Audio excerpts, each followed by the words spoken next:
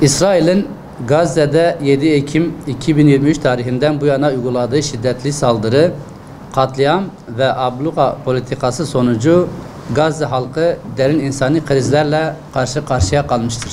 Sivillerin hedef alındığı bu süreçte on binlerce masum Müslüman şehit olmuş, binlercesi yaralanmış ve on binlercesi de evsiz kalmıştır.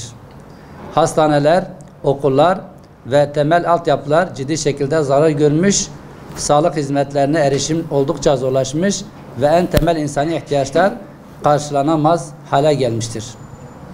Bu nedenle Gazze halkı hem fiziksel hem de psikolojik olarak ciddi anlamda desteğe muhtaç hale gelmiştir. Bu trajik durum özellikle çocuklar üzerinde derin izler bırakmaktadır.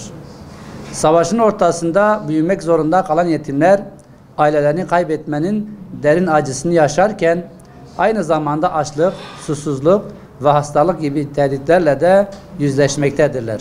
Bu zorlu süreçte hayatta kalma mücadelesi veren bu masum çocuklar ve aileleri için umut ışığı olmak, onlara destek çıkmak her zamankinden daha önemli bir hale gelmiştir.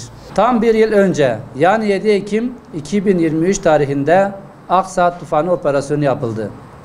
Bir yıl boyunca kampanyalar dahil İslami ve insani vazifemizi yerine getirmeye çalıştık. Yetimler Vakfı olarak Aksa Tufanı operasyonu yıl dönümü olan 7 Ekim 2024 tarihinde Gazze halkının yaralarını sarmak için acil yardım kampanyası başlatmış bulunmaktayız. Kampanya kapsamında sağlık malzemeleri, gıda ve temiz su temini, yetim çocuklara psikolojik destek sağlanması gibi kritik yardımlar sunulacaktır. Ancak bu yardım faaliyetlerinin sürdürülebilmesi ve daha fazla kişiye ulaşılabilmesi için siz yardımseverlerin desteğine ihtiyacımız vardır. Yardımlarınız Gazze'de hayatta kalma mücadelesi veren kardeşlerimize sadece birer umut ışığı değil, aynı zamanda onların yeniden ayağa kalkabilmeleri için de bir destek olacaktır. Birlikte Gazze'nin geleceğini inşa etmek ve acılarını hafifletmek için dayanışma halinde olmamız gerekmektedir. Gelin bu süreçte Gazze halkına el birliğiyle yardım edelim ve onları yalnız bırakmayalım.